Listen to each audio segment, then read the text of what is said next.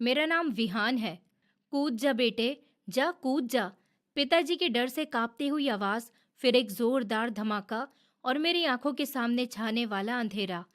आज भी मुझे याद आते ही पसीने में भिगो देता है। वो कुछ पल जिसमें मौत हमारे बिल्कुल सामने खड़ी थी। उसने मेरे हंसते खेलते बचपन को एक ऐसे अंधे कुएं में धकेल दिया था, इसके बारे में मैंने कभी सोचा भी नहीं था। सड़क पर चारों तरफ फैला हुआ पिताजी का खून, पिताजी की बेदर्दी से कुचली हुई टांग और उनका दर्द से तड़पना, लोगों की भीड़, ये सब कुछ आज भी मेरी आंखों के सामने आता है तो डर की वजह से मेरे हाथ पैर कांपने लगते हैं। लेकिन ये सब अचानक एक झटके में नहीं हुआ। उस दोपहर से पहले मेरी जिंदगी बहुत खुशी से भरी हुई थी। मेरा नाम विहान है और मैं अपनी 3 बहनों का इकलौता और लाडला भाई हूँ। मैं अपनी दोनों बहनों से छोटा था और एक बहन से बड़ा था। हमारे पिताजी का एक किराना स्टोर था। मेरे पिताजी का नाम विजय था। उस किराना स्टोर में हर चीज़ मिलती थी और इस दुकान से हमारे घर का खर्चा बहुत अच्छे से चल रहा था। हमारा एक बड़ा परिवार था, लेकिन हमें कभी किसी चीज़ की कोई कमी महसूस नहीं हुई। मैं स्कूल में पढ़ता था और मेरी दोनों बड़ी बहनें कॉलेज जाती थी और मुझसे छोटी बहन स्कूल में पढ़ रही थी। पिताजी सारा दिन दुकान पर मेहनत करते, ग्राहकों से डील करते, मार्केट से सामान लाते ले जाते। लेकिन जब वो रात को दुकान से घर आते थे तो उनके चेहरे पर थोड़ी सी भी थकावट या परेशानी नहीं दिखती थी। उनके हाथों में हमारे लिए हमेशा फल, चॉकलेट्स, मिठाई या फिर कोई ना कोई हमारी पसंद की चीज होती थी। घर का दरवाजा खुलते ही मेरी छोटी बहन पिताजी के पास जाती, उनका हाथ पकड़ लेती, उनके हाथ से चीज ले लेती। घर में बहुत रौनक थी। हम सब की जिंदगी बहुत सुकून से गुजर रही थी। पिताजी हमारी हर छोटी बड़ी ख्वाहिश को पूरा करते थे और हमें कभी किसी चीज के लिए मना नहीं करते थे। बड़ी बहनें अगर कभी आकर कहती कि पिताजी मुझे कल कॉलेज में फंक्शन के लिए एक नया सूट चाहिए, हमारी सब दोस्तें नए कपड़े पहनकर आएंगी, तो पिताजी एक पल की भी देर नहीं करते थे और पैसे निकालकर उनके हाथ में रख दिया करते थे। छोटी बहन महंगे खिलौनों की जिद करती या मेरी कभी कोई फरमाइश होती तो वो एकदम पूरी हो जाती थी। हमारे घर में कभी भी पैसों का रोना नहीं रोया गया था। हमारी माँ एक बहुत ही समझदार और सुलझी हुई औरत थी। उनका नाम सविता था। वो हमेशा पिताजी को इतने लाड प्यार के ऊपर रोकती टोकती थी। किचन में काम करते हुए और रात को सोते वक्त पिताजी से कहती कि सुनिए जी, मेरी बात कान खुलकर सुन लीजिए। आप इस तरह बच्चों पर, खास तौर पर लड़कियों पर खर्च करके इन्हें अपने सर पर मत चढ़ाएं। जिंदगी का और हालात का कोई भरोसा नहीं होता। हर वक्त इंसान के पास पैसा नहीं होता। मुश्किल वक्त आते देर नहीं लगती और अगर कभी बुरा वक्त आ गया तो उनकी ये जिदें पूरी नहीं होंगी। तब आप क्या करेंगे? इन्हें थोड़ा सब्र करना भी सिखाएं ताकि कल को कुछ होता है तो ये बर्दाश्त कर सके। माँ की बात में बहुत वजन होता था। उनकी बातों में उनका तजुर्बा छलकता था। लेकिन पिताजी हमेशा हंसते हुए बात को टाल देते थे। वो माँ से हंसते हुए कहते, अरे तुम क्यों बेवजह इतनी परेशान हो रही हो? ऊपर वाले से हमेशा अच्छे की उम्मीद रखा करो। जब तक मेरे हाथ पैर चल रहे हैं तब तक मैं अपने बच्चों को कभी किसी चीज की कोई कमी महसूस नहीं होने दूंगा। मेरी बेटियां राजकुमारी की तरह पलेंगी। माँ बेबसी से अपना सर हिला देती और कहती कि जैसा आप कह रहे हैं ऐसा ही हो। लेकिन मैं ये नहीं कहती कि इनकी जिद पूरी मत करो। लेकिन बुरा वक्त कभी दरवाजा खटखटाकर या बताकर नहीं आता। थोड़े पैसे अपने बुरे वक्त के लिए भी रखिए। आज आप कमा रहे हैं तो आपके सब रिश्तेदार आपके साथ हैं और अगर कभी कल को कुछ बुरा होता है तो आपका सगा भाई, जिसको आप अपना मानते हो, वो भी आपके काम नहीं आएगा। दुनिया बस पैसों की भूखी है। पिताजी मुस्कुराते हुए जवाब देते कि मुझे ऊपर वाले पर पूरा विश्वास है। वो कभी मेरे साथ कुछ गलत नहीं करेगा और ना ही मेरे ऊपर कभी कोई बुरा वक्त आने देगा। तुम बस अपने बच्चों की खुशियों में खुश रहना सीखो और अच्छा अच्छा सोचो। खुश रहो, मुस्कुराती रहो। ये बात हमारे घर में हर दूसरे तीसरे दिन जरूर होती थी। हम सब भाई बहन पिताजी की साइड लेते और माँ को अकेला छोड़ देते थे। लेकिन हमें क्या पता था कि माँ का वो डर एक दिन सच हो जाएगा और वो बुरा वक्त जिसके बारे में माँ हमेशा कहती थी वो बहुत जल्द ही हमारे सामने आने वाला है। और जैसे बड़े बुजुर्ग कहते हैं कि अगर तुम्हारे दिल में कोई डर हो तो एक ना एक दिन सच हो जाता है। मेरे साथ भी कुछ ऐसा ही हुआ।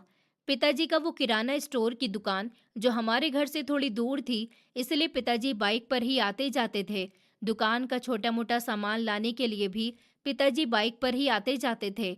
वो मनहूस दिन इतवार की छुट्टी होने की वजह से हम दोनों बाप बेटे दुकान पर बैठे हुए ग्राहकों को सौदा दे रहे थे। आपस में बातें कर रहे थे। पिताजी मुझे दुकान का हिसाब किताब करना सिखा रहे थे। मैं पिताजी से कह रहा था कि पिताजी, मैं जल्दी ही बड़ा हो जाऊंगा, फिर ये दुकान मैं खुद संभाल लूंगा और आप घर पर आराम किया करना। वो हंसकर मेरी पीठ थपथपा रहे थे कि अचानक पिताजी के फोन की घंटी बजी। पिताजी ने फोन अपने कान से लगाया तो मेरी बड़ी बहन ने रोते हुए और घबराई हुई आवाज में कहा, पिताजी जल्दी से घर आ जाइए, माँ की तबीयत बहुत खराब है, वो बेहोश हो गई हैं, उनका ब्लड प्रेशर हाई हो रहा है और उनके सर में बहुत दर्द हो रहा है, उन्हें फौरन डॉक्टर के पास लेकर जाना है, जल्दी आइए। पिताजी बहन की बात सुनते ही घबरा गए। पिताजी के हाथ से ग्राहकों को दिया जाने वाला सौदा नीचे गिर गया। पिताजी माँ से बहुत प्यार करते थे। वो उनकी थोड़ी सी भी तबीयत खराब होने पर परेशान हो जाते थे। पिताजी ने जल्दी जल्दी ग्राहकों को सौदा दिया और फिर दुकान बंद की, दुकान में ताला लगाया, बाइक स्टार्ट की और मुझे पीछे बैठाया और फिर घर की तरफ चल दिए। पिताजी रास्ते में बार बार एक ही बात कह रहे थे कि ऊपर वाले, मेरी पत्नी ठीक हो, बस उसे कुछ नहीं हो, है ऊपर वाले, मेरे बच्चों की माँ को कुछ न हो, मेरी बच्चियां अब घर पर अकेली परेशान हो रही हैं। पिताजी ने बाइक की रफ्तार बहुत तेज कर दी क्योंकि उन्हें माँ की फिक्र अंदर ही अंदर खाए जा रही थी और वो जल्द से जल्द घर पहुंचना चाहते थे और माँ को अस्पताल लेकर जाना चाहते थे। फिर वो चौराहा आया, वो मनहूस चौराहा जो हमारी जिंदगी की सारी खुशियों और सुकून को खा गया। पिताजी ने जैसे बाइक मोड़ी, तभी सामने से एक बहुत तेजी से आता हुआ ट्रक। पिताजी इतनी देर में कुछ समझ पाए, बाइक को मोड़ पाते या ब्रेक लगा पाते। उन्होंने मुझे धक्का देते हुए चीख मारी, विहान कूद जा बेटे, अपनी जान बचा ले, कूद जा बेटे। और फिर एक जोरदार धमाका हुआ। उस ट्रक ने हमारी बाइक को एक जोरदार टक्कर मारी थी। मैं टक्कर मारने की वजह से हवा में उछलकर दूर मिट्टी में जाकर गिरा, जिसकी वजह से मुझे तो बस छोटी मोटी खरोंचें लगी, लेकिन मेरे पिताजी की टांग उस भारी ट्रक के टायर के नीचे कुचली जा चुकी थी। हड्डियां टूटने की वो आवाज मुझे आज भी सुनाई देती है। वो सब कुछ इतना डरावना और खतरनाक था कि मैं आज भी याद करूं तो मेरी रूह कांप जाती है, हाथ पैर ठंडे पड़ जाते हैं। सड़क पर चारों तरफ खून बिखरा हुआ था और पिताजी दर्द से तड़प रहे थे और फिर बेहोश हो गए थे। उस वक्त मेरा तो दिमाग ही काम नहीं कर रहा था। मेरा दिमाग सुन पड़ चुका था। मुझे कुछ भी समझ में नहीं आ रहा था कि मैं क्या करूं। मैं जमीन पर पड़ा हुआ दहाड़े मार मार कर रो रहा था। मैंने अपने फटे हुए कपड़ों के साथ उठने की कोशिश की और बार बार पिताजी को आवाज दे रहा था, पिताजी उठ जाइए, पिताजी उठिए ना, माँ के पास जाना है, पिताजी आंखें खोलिए। हमारे आसपास लोगों की एक बहुत ज्यादा भीड़ खड़ी हो गई थी। कुछ लोगों ने फौरन एम्बुलेंस को बुलवाया और पिताजी को बहुत ही आराम से सहारा देते हुए उठाया और खून को रोकने की बहुत कोशिश की और हम खून में लथपथ सायरन बजाते हुए एम्बुलेंस में अस्पताल की तरफ जा रहे थे। एम्बुलेंस में बैठा हुआ एक आदमी मुझे बराबर कह रहा था कि बेटा हिम्मत रखो, इनका बहुत खून बह गया है, जल्दी अस्पताल पहुंचाने की कोशिश कर रहे हैं। और जबकि घर पर माँ की तबीयत भी खराब थी और बहनें अकेली रो रही थी, वो डर, खौफ और वो बेचैनी जो मैंने किताबों में अक्सर पढ़ी थी और जो माँ कहती थी, अब वो पूरी तरह मेरी जिंदगी का कड़वा सच बनकर मेरे सामने आ चुका था। और मेरा दिल मुझसे चीख चीख कर कह रहा था कि हमारा वो हंसता खेलता परिवार, हमारी खुशियां, सब कुछ बर्बाद हो गया। अब हमारे घर में सब कुछ पहले जैसा कभी भी नहीं हो सकेगा। हमें बहुत सी मुश्किलों का सामना करना होगा। और फिर हम अस्पताल पहुंचे। वहां पर दवाइयों की स्मेल मेरे दिमाग को सुन कर रही थी। मैंने कांपते हुए हाथों से अपनी जेब से खून में लथपथ पिताजी का फोन निकाला और घर का नंबर डायल किया। मेरी बड़ी बहन ने रोते हुए फोन उठाया तो मेरा दिल धक से रह गया। विहान, तुम और पिताजी कहाँ हो? माँ का ब्लड प्रेशर बढ़ गया था, वो बेहोश हो गई थी। हम मोहल्ले वालों की मदद से उन्हें सरकारी अस्पताल ले गए, वो इमरजेंसी में है, तुम लोग जल्दी आओ। बहन की बात सुनकर मैं और ज्यादा डर गया। एक तरफ माँ की तबीयत इतनी ज्यादा खराब थी कि वो अस्पताल में थी और दूसरी तरफ पिताजी मेरे सामने खून में लथपथ पड़े थे। उनकी टांग से बहता हुआ खून रुकने का नाम नहीं ले रहा था। कुछ आंसू बह रहे थे और मैंने जबरदस्ती खुद पर काबू करते हुए बहन से झूठ बोला, दीदी आप माँ का ख्याल रखिए, पिताजी और मैं दुकान में एक बहुत जरूरी काम में फंस गए हैं, हम बस कुछ देर में आते हैं, आप परेशान मत होइए। मैंने उन्हें पिताजी की इस हालत के बारे में इस टाइम बताना ठीक नहीं समझा क्योंकि माँ की तबीयत भी बहुत ज्यादा खराब थी और अगर उन्हें पता चला कि उनका सुहाग इस हालत में है तो शायद वो ये सदमा बर्दाश्त न कर पाती। मैंने इतना कहकर फ़ोन काट दिया और तभी सामने से डॉक्टर आए। उनके चेहरे पर डर और परेशानी साफ दिख रही थी। उन्होंने मुझे देखकर पूछा, इस मरीज के साथ कौन है? कोई बड़ा नहीं है तुम्हारे साथ? मैंने आगे बढ़कर कहा कि डॉक्टर, मैं इनका बेटा हूँ, ये ठीक तो हो जाएंगे ना? डॉक्टर ने मेरे कंधे पर हाथ रखते हुए कुछ ऐसा कहा कि जिसने मुझे हिलाकर रख दिया। देखो बेटा, उनकी हालत इस टाइम पर बहुत खराब है। उनकी टांग ट्रक के नीचे आकर पूरी तरह से कुचल चुकी है। हड्डियां टूट गई हैं और नसें फट गई हैं। खून भी बहुत बह गया और ऑपरेशन करना होगा। अगर हमने उनकी टांग नहीं काटी तो जहर पूरे शरीर में फैल जाएगा और उनकी जान बचाना बहुत मुश्किल होगा। फौरन ऑपरेशन करना होगा, लेकिन उससे पहले तुम्हें काउंटर पर 2 लाख रुपए जमा करने होंगे। जल्दी करो, हमारे पास वक्त बहुत कम है। डॉक्टर के ये शब्द मेरे दिमाग पर किसी हथौड़े की तरह लग रहे थे। मेरी अभी उम्र ही क्या थी, मुझे अस्पताल और ऑपरेशन के बारे में कुछ नहीं पता था। मेरे पिताजी, जो मुझे अभी कुछ देर पहले दुकान का हिसाब किताब करना सिखा रहे थे, अब उनकी टांग काटने की बारी आ गई थी। मैंने रोते हुए अपने चाचा जी को फ़ोन किया, चाचा जी, जल्दी से सिटी हॉस्पिटल आ जाइए। पिताजी का बहुत बड़ा एक्सीडेंट हो गया है और डॉक्टर कह रहे हैं कि उनकी टांग काटनी होगी। चाचा, आप जल्दी आ जाइए। थोड़ी देर बाद ही चाचा जी अस्पताल आए। पिताजी की हालत देखकर वो भी रोने लगे। लेकिन फिर से डॉक्टर ने जब पैसों की बात की तो चाचा जी के चेहरे पर बेबसी छा गई। विहान बेटा, तुम्हें तो पता है मैं एक छोटी सी फैक्ट्री में मजदूरी करता हूँ। कितना कमाता हूँ उतना ही मेरी पत्नी और बच्चों के खाने पीने में लग जाता है। मेरे पास तो हॉस्पिटल की पर्ची तक के पैसे नहीं है। इतनी बड़ी रकम मैं कहाँ से लाऊंगा? मैंने उनसे रोते हुए कहा कि चाचा जी, पिताजी की दुकान के गल्ले में पैसे होंगे, वहां से ले लेते हैं। लेकिन सच तो ये था कि पिताजी जितने भी पैसे कमाते थे वो हमारी फरमाइशें पूरी करने और घर के खर्चों में लगा देते थे। दुकान में इतनी बड़ी रकम नहीं थी। वक्त तेजी से गुजर रहा था और पिताजी की हालत और ज्यादा खराब होती जा रही थी। इस मुश्किल वक्त में चाचा ने बहुत बड़ा फैसला किया। तुम्हारे पिताजी की जान से बढ़कर हमारे लिए कुछ नहीं है। अगर हम ये दुकान बेच देते हैं तो तुम्हारे पिताजी का ऑपरेशन हो जाएगा। चाचा ने इस वक्त बाजार के एक और दुकानदार से दुकान को बहुत कम पैसों में बेच दिया। वो दुकान जो हमारी रोजी रोटी थी, वो दुकान जिससे हमारी जिंदगी बहुत सुकून से चल रही थी, कुछ घंटों में हमारे हाथ से निकल गई। चाचा ने पैसे लाकर काउंटर पर जमा कर दिए और पिताजी का ऑपरेशन शुरू हो गया।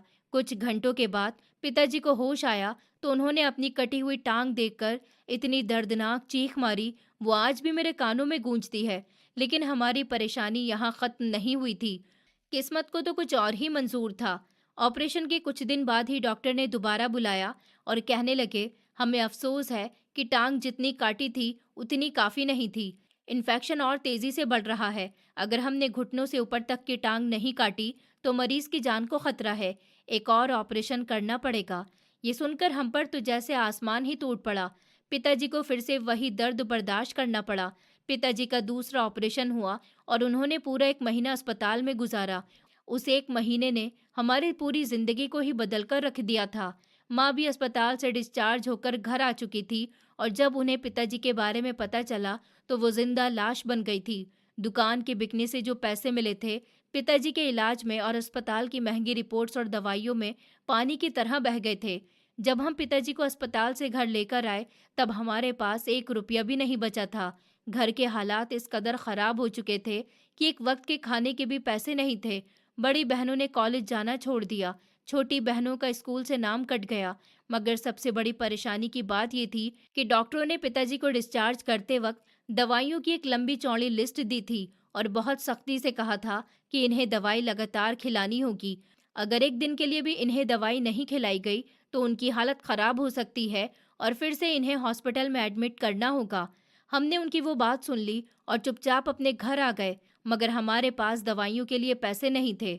पिताजी रात भर दर्द की वजह से सो नहीं पाते थे और बेचैन रहते थे।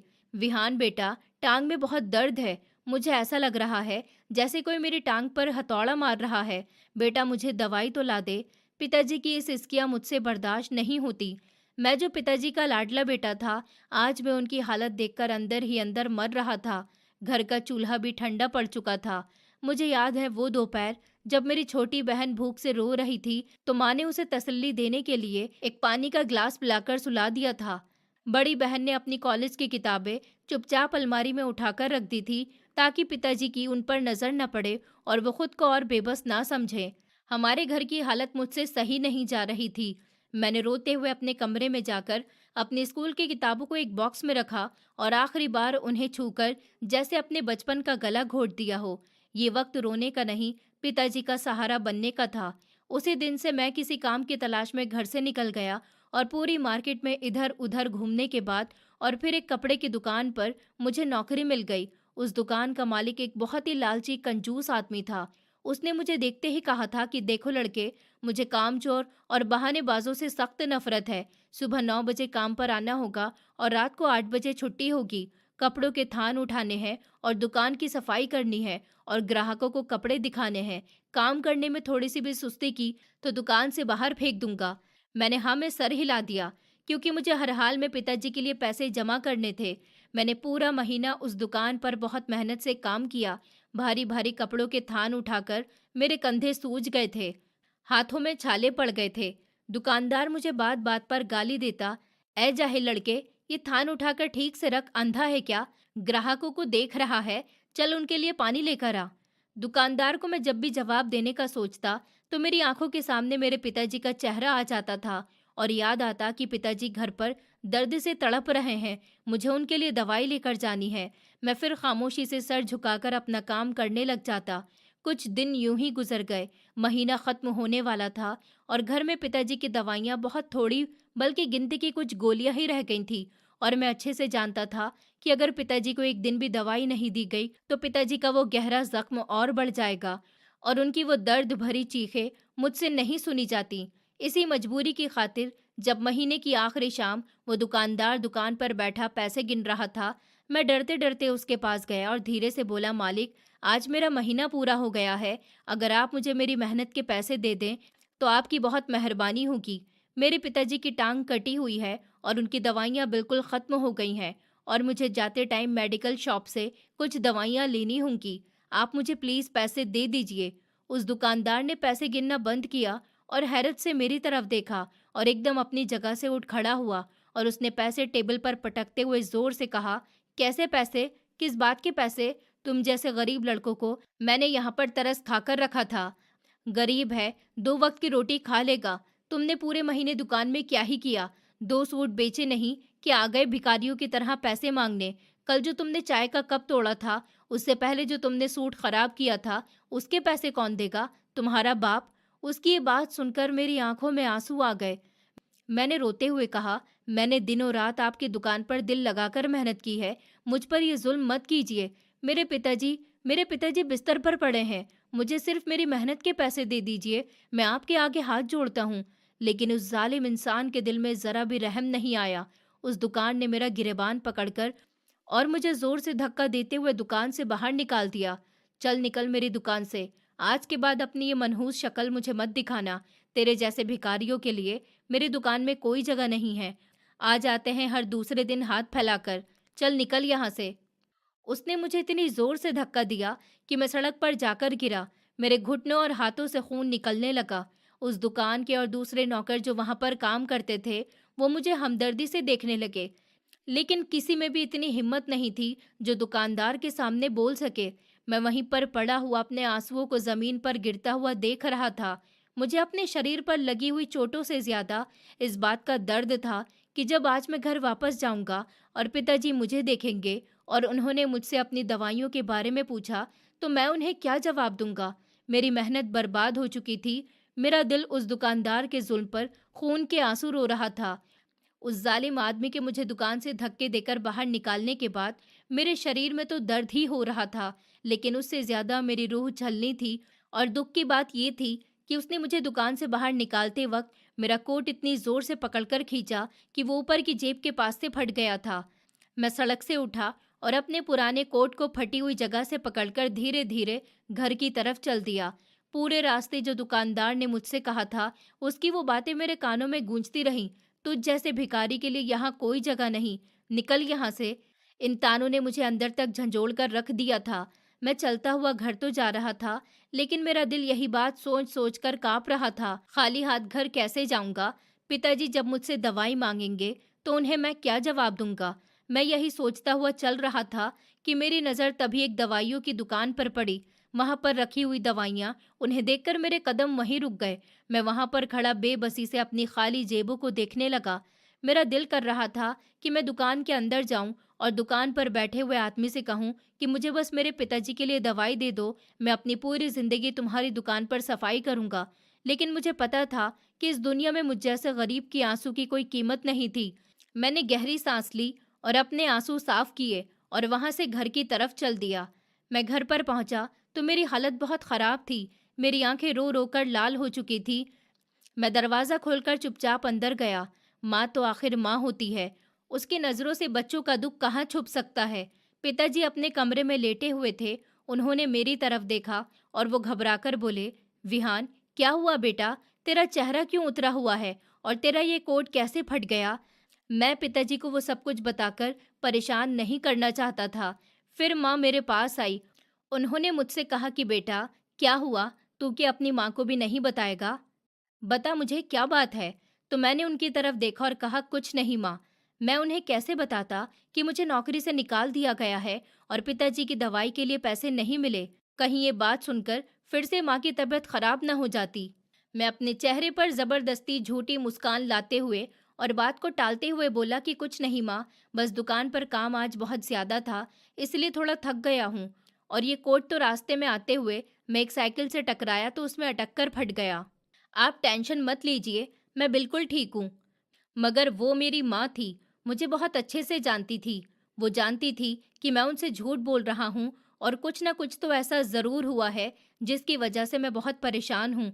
और वो खुद भी परेशान होती रही और मुझसे बार बार पूछती रही कि मुझे सच सच बताओ बेटा, तुम मुझसे कुछ छुपा रहे हो, तुम मुझे बता क्यों नहीं रहे कि आखिर क्या बात है?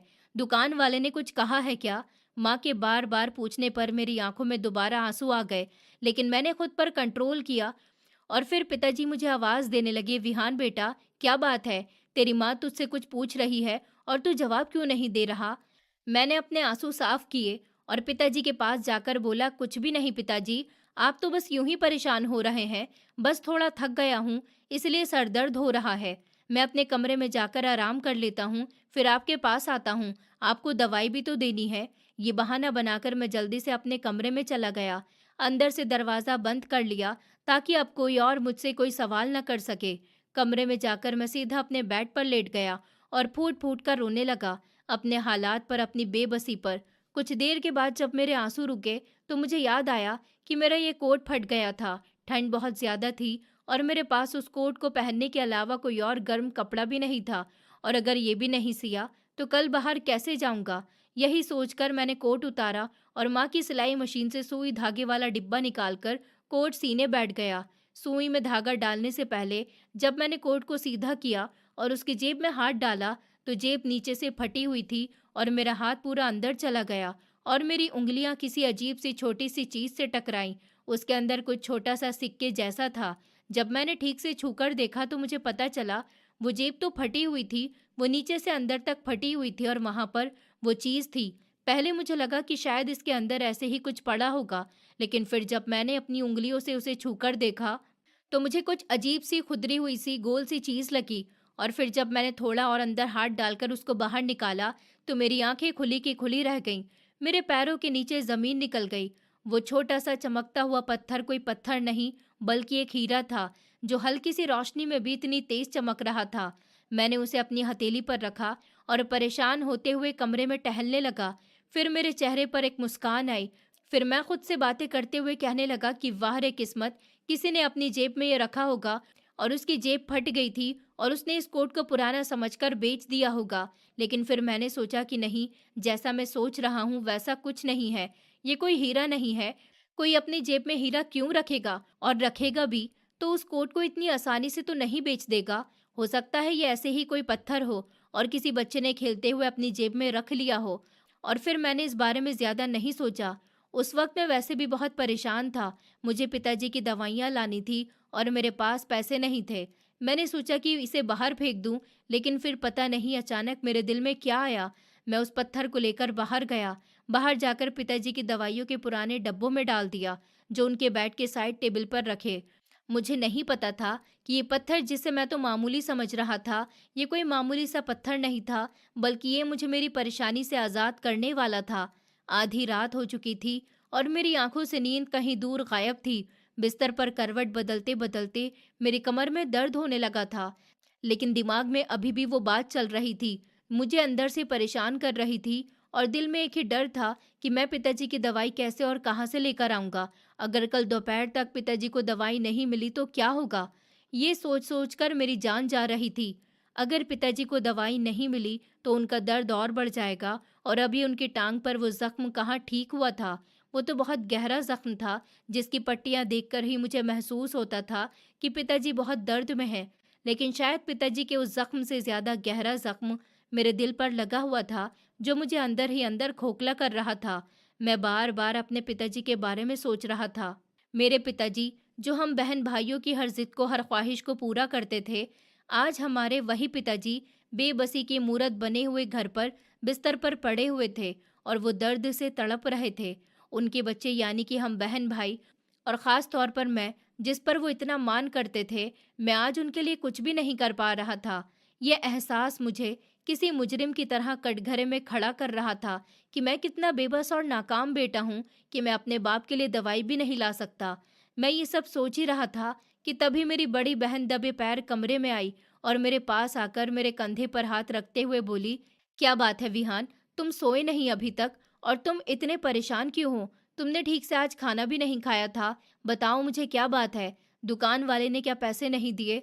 मैंने उन्हें देखा और मेरा दिल कर रहा था कि मैं दीदी के गले लगकर बहुत रोऊं और उन्हें सब सच बता दूं कि हाँ दीदी, उस जालिम दुकानदार ने मुझे धक्के मारकर दुकान से बाहर निकाल दिया और पिताजी की दवाई के लिए मेरे पास पैसे भी नहीं है। लेकिन मैंने खुद को संभाला और मुस्कुराते हुए बोला, अरे नहीं दीदी, ऐसी कोई बात नहीं है। आप बेवजह परेशान हो रही हैं। बस आज दुकान पर काम बहुत ज्यादा था। मैं सो जाऊंगा, आप भी जाकर सो जाइए। सुबह को आपको पिताजी का नाश्ता भी तो बनाना है। दीदी ने मेरी तरफ गौर से देखा और फिर वो बाहर चली गई। लेकिन वो रात काटनी मेरे लिए बहुत भारी हो रही थी। बराबर वाले कमरे में से पिताजी के दर्द से तड़पने की आवाज़ आ रही थी। वो बेचारे दर्द को बर्दाश्त करने की बहुत कोशिश कर रहे थे ताकि हम बहन भाइयों की नींद खराब न हो। मैंने तकिए में मुंह छुपाकर अपनी सिसकियां छुपाई और रोते हुए कब सो गया पता ही नहीं चला। अगले दिन सुबह जब मेरी आंख खुली तो सूरज निकल चुका था। मेरे दिल पर कल रात वाला बोझ अभी भी था। मैं बिस्तर से उठा और सीधा पिताजी के कमरे की तरफ गया था और माँ उनके माथे पर ठंडे पानी की पट्टियां रख रही थी, क्योंकि दर्द की वजह से उन्हें हल्का सा बुखार भी हो गया था। मैंने जाते ही पिताजी की दवाइयों का वो पुराना सा डिब्बा खोला, क्योंकि पिछले 1 महीने से पिताजी को दवाई देने की जिम्मेदारी मेरी थी। मैं ही उन्हें दिन रात अपने हाथों से पानी के साथ पिताजी को दवाई देता था, और इतने दिनों तक पिताजी के साथ अस्पताल में रहने से मुझे उनकी दवाइयों के बारे में अच्छी तरह से पता चल गया था कि कौन सी दवाई किस टाइम देनी है। यहाँ तक कि पिताजी को जो दर्द का इंजेक्शन लगता था, वो भी मैं ही नसों में लगाता हुआ देखकर सीख गया था कि किस तरह से लगता था, और अब मैं खुद ही पिताजी को इंजेक्शन भी लगा दिया करता था ताकि रोज के कंपाउंडर को देने के पैसे बचाए जा सकें।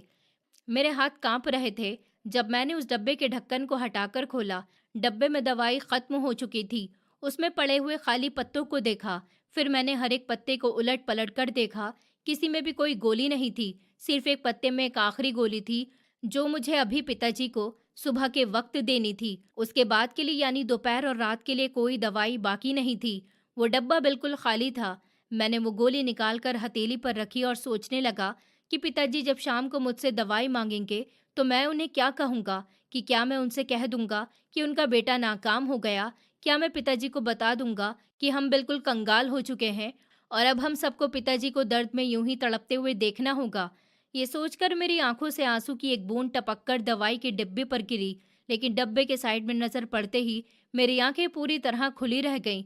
मेरी वो इतनी सारी परेशानियां एक सेकंड के लिए हवा की तरह गायब हो गईं। मेरे मुंह से एक हल्की सी आवाज निकली, ये क्या है? मैंने घबराकर अपने इधर उधर देखा। माँ पिताजी की तरफ पीठ करके बैठी थी और पिताजी की आंखें दर्द की वजह से बंद थीं। मैंने दोबारा डब्बे के उस कोने में देखा पत्थर। हाँ, वही छोटा सा अजीब पत्थर जो मैंने रात अपने फटे हुए पुराने कोट से निकालकर बहुत ही लापरवाही से इस डब्बे में डाल दिया था।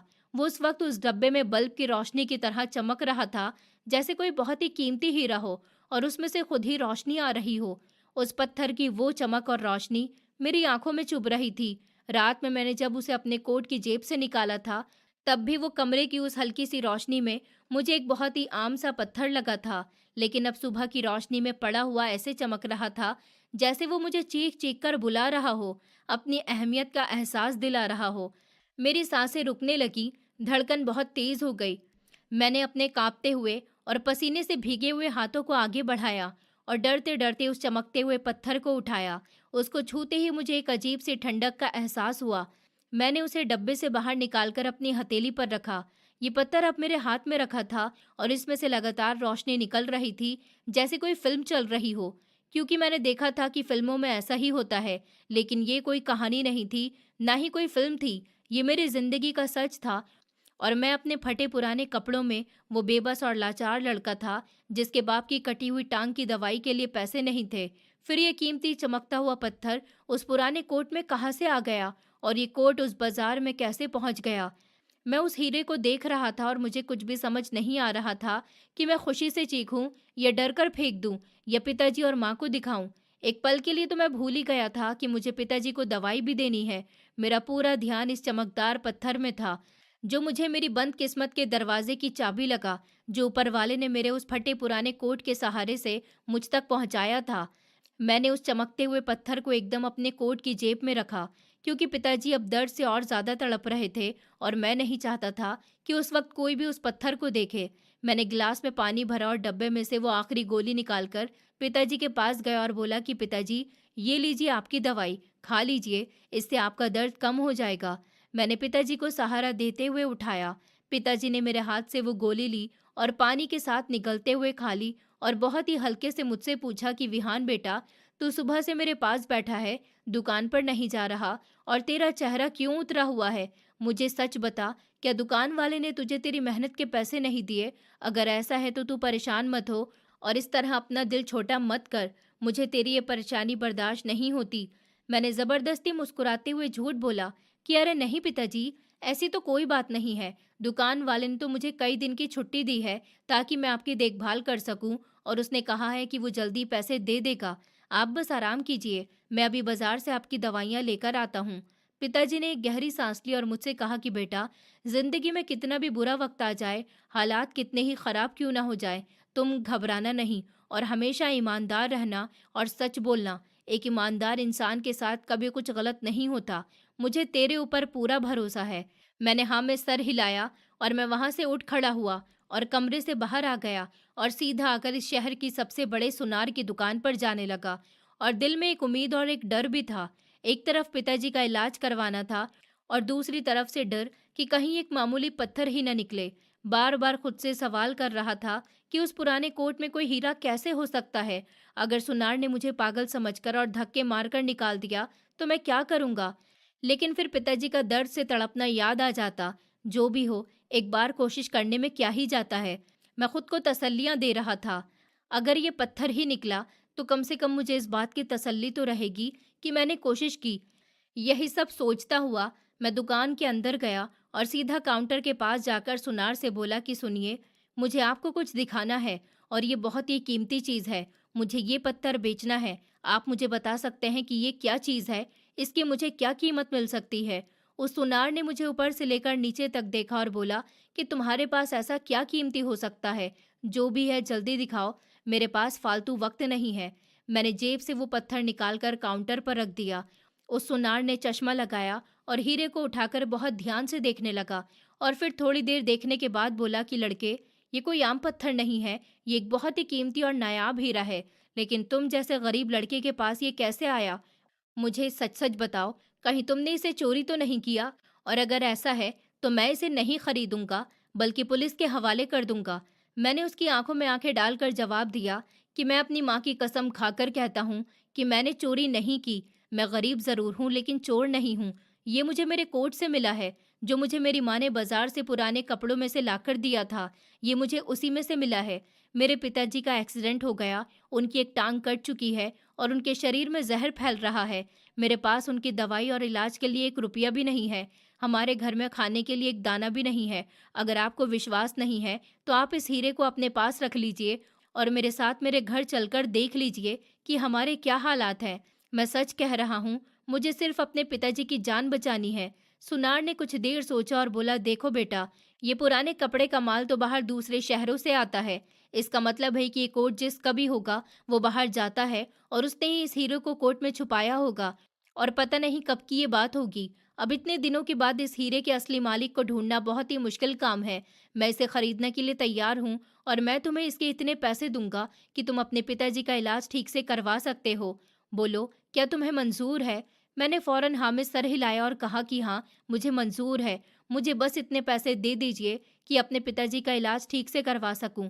उस सुनार ने मुझसे कहा कि देखो बेटा, इस हीरे की कीमत 1 करोड़ रुपए है और मैं तुम्हें इसके 60 लाख रुपए दे सकता हूँ, क्योंकि इस हीरे का कोई बिल वगैरह नहीं है और ना ही मैं तुम्हें इसके ज्यादा पैसे दे सकता हूँ। शायद वो सुनार अपने दिल में ये सोच रहा था कि मैं ये हीरा इससे खरीद रहा हूँ तो उसमें मेरा भी तो कुछ फायदा होना चाहिए। उसने उस हीरे का 40% अपने पास रखा और 60% मुझे दे दिया। लेकिन मेरे लिए इस टाइम पर ये पैसे भी एक बहुत बड़ी रकम थी। मैंने पैसे लिए और मैं सीधा मेडिकल की दुकान की तरफ भागा और पिताजी की सारी महंगी दवाइयाँ खरीदी और महीने भर का राशन लिया और सीधा घर वापस आ गया। दरवाज़ा खोलते ही मैंने आवाज़ लगाई, माँ, दीदी, जल्दी बाहर आओ, देखो मैं क्या लाया हूँ। माँ मुझे इतने सारे सामान और पैसों के साथ देखकर घबरा गई और बोली कि विहान, ये सब क्या है? ये दवाइयाँ, राशन, तेरे पास इतने पैसे कहाँ से आए? कहीं तूने कोई गलत काम तो नहीं किया? मुझे सच बता, वरना मैं तेरा लाया हुआ ये सब सामान फेंक दूंगी। लेकिन हराम का एक पैसा नहीं खाएंगे। मैंने माँ का हाथ पकड़कर कहा कि माँ, आप मेरे पर शक ना करें। आपका बेटा कभी कोई गलत काम कर ही नहीं सकता। कल जब मुझे उस दुकानदार ने दुकान से निकाला था तो मेरा वो कोट फट गया था जो तुमने मुझे उस मार्केट से मिलने वाले पुराने कपड़ों के माल से लाकर दिया था। रात को जब मैं उसे सी रहा था तो उसकी जेब में मैंने अंदर हाथ डाला तो उसके अंदर मुझे एक पत्थर मिला। मैं आज उस पत्थर को सुनार के पास लेकर गया तो उसने मुझे बताया कि वो कोई मामूली पत्थर नहीं बल्कि एक बहुत ही कीमती हीरा है। उसने वो हीरा खरीद लिया और मुझे ये पैसे दिए। ऊपर वाले की तरफ से हमारे लिए मदद है। पिताजी जो अंदर लेटे हुए सब सुन रहे थे, वो ऊंची आवाज में बोले, विहान, ये तूने क्या किया? हम गरीब जरूर हैं, लेकिन हमने कभी किसी का हक नहीं मारा। वो हीरा तेरा नहीं था। तुझे उस हीरे को उसके असली मालिक तक पहुंचाना चाहिए था। तूने उस हीरे को बेचकर ठीक नहीं किया। जिस आदमी ने इस हीरे को उस कोर्ट में रखा होगा वो कितना परेशान होगा। मुझे ये बात बिल्कुल मंजूर नहीं कि मेरे बच्चे हराम की कमाई खाएं। मैं इन पैसों से अपना इलाज नहीं करवाऊंगा। मैं रोते हुए पिताजी के पास गया और उनसे बोला कि ये कोट तो हमने मार्केट से खरीदा था, जो बाहर से आया हुआ था। उस हीरे का मालिक कौन है, जिंदा भी है या नहीं, हम इस बारे में कुछ नहीं जानते। मैं उसे इतनी बड़ी दुनिया में कहाँ और कैसे ढूंढता? ऊपर से आपको इस तरह दर्द में तड़पता हुआ देखकर मेरी जान जा रही थी। दुकानदार ने मुझे दुकान से धक्के देकर बाहर निकाल दिया। किसी ने हमारी मदद नहीं की तो मैं क्या उस हीरे के मालिक को ढूंढने की तलाश में आपको दर्द में तड़पता हुआ छोड़ देता, अपनी माँ को विधवा कर देता? पिताजी, ये कोई चोरी नहीं है। हम इन पैसों से आपका इलाज करवाएंगे और अपनी दुकान को वापस खरीद लेंगे। हमारी दुकान पहले की तरह ठीक से चलने लगेगी तो हम गरीब लोगों की मदद कर दिया करेंगे। फिर माँ ने भी रोते हुए पिताजी को समझाया कि विहान बिल्कुल ठीक कह रहा है। उन पुराने कपड़ों का भला कौन मालिक होता है? ऊपर वाले ने हम पर रहम किया है और आप अब जिद मत करिए और अपना इलाज शुरू करवाइए। बहुत देर बहस करने के बाद और पिताजी को समझाने के बाद वो मान गए थे और उन्होंने मुझसे वादा लिया कि मैं हमेशा गरीबों की मदद करूंगा। मैंने पिताजी से वादा किया और उन्हें यकीन दिलाया कि मैं हमेशा ज़रूरतमंद और गरीब लोगों की मदद करूंगा। और फिर दूसरे ही दिन हमने पिताजी को अस्पताल में एडमिट करवा दिया, जहां पर पिताजी का इलाज वक्त रहते शुरू हुआ और उनकी वो कटी हुई टांग का इन्फेक्शन उनके पूरे शरीर में फैल रहा था, वो अब खत्म हो गया और उन्हें एक नकली टांग लगा दी गई। और उन पैसों से हमने बाजार में अपनी वही पुरानी दुकान वापस खरीद ली और पिताजी अब दोबारा फिर से खुशी खुशी दुकान पर बैठते और मेरी बहनों की पढ़ाई फिर से शुरू हो गई और मेरी सबसे बड़ी बहन की शादी भी हो गई। दुकान के काउंटर पर बैठकर मैं अक्सर सोचता हूँ कि वो कोट पता नहीं किसका था जिसने मेरी जिंदगी बदल दी। मैंने अपनी जिंदगी का एक ही उसूल बना लिया कि मेरे पास जब भी कोई गरीब या ज़रूरतमंद आता है तो मैं उसे कभी खाली हाथ वापस जाने नहीं देता। अगर किसी के पास पैसे कम हो तो मैं उससे पैसे नहीं लेता था और उसे बिना पैसों के ही सौदा दे देता था, क्योंकि मैं जानता हूँ जब खाली हो तो दिल कितना बेबस होता है। मैंने सीख लिया कि हर गरीब और ज़रूरतमंद की मदद करना चाहिए। इस कहानी का मोरल ये है कि इंसान की असली पहचान उसके दिल की सच्चाई और उसके इरादों से होती है, ना कि उसकी गरीबी या उसकी हालत से। इस कहानी में विहान एक बहुत ही गरीब लड़का था, जिसके घर में खाने के लिए भी कुछ नहीं था।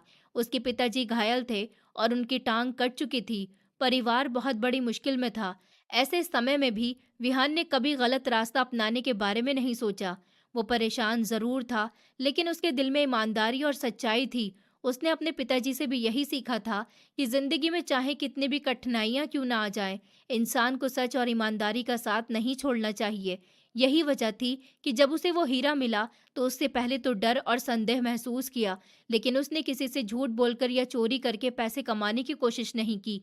वो सीधे सुनार के पास गया और उसने सच सच सारी बात बता दी। इससे ये सीख मिलती है कि सच्चाई हमेशा इंसान को मजबूत बनाती है, और जो इंसान सच बोलता है उसे किसी से डरने की जरूरत नहीं होती। इस कहानी से हमें ये भी सीख मिलती है कि जीवन में उम्मीद कभी नहीं छोड़नी चाहिए। कई बार हालात इतने बुरे हो जाते हैं कि इंसान को लगता है कि अब कोई रास्ता नहीं बचा, लेकिन अगर इंसान हिम्मत नहीं हारता है और वो कोशिश करता रहता है, तो कभी ना कभी उसे कोई रास्ता जरूर मिल जाता है। विहान के सामने भी बहुत मुश्किल समय था। उसके पिताजी की हालत खराब थी, घर में पैसे नहीं थे और किसी ने उसकी मदद भी नहीं की, लेकिन उसने हार नहीं मानी। उसने सोचा कि एक बार कोशिश करनी चाहिए, और उसी कोशिश ने उसकी पूरी जिंदगी बदल दी। इससे हमें ये सीख मिलती है कि कठिन समय में भी हमें हिम्मत और विश्वास बनाए रखना चाहिए, क्योंकि कभी-कभी छोटी सी कोशिश भी बहुत बड़ा बदलाव ला सकती है। इंसान को हमेशा सही और गलत के बारे में सोचकर फैसला लेना चाहिए। जब विहान हीरा लेकर घर आया, तो उसके पिताजी ने उसे डांटा, क्योंकि उन्हें लगा कि वो हीरा किसी और का हो सकता है और उसे बेचना गलत है।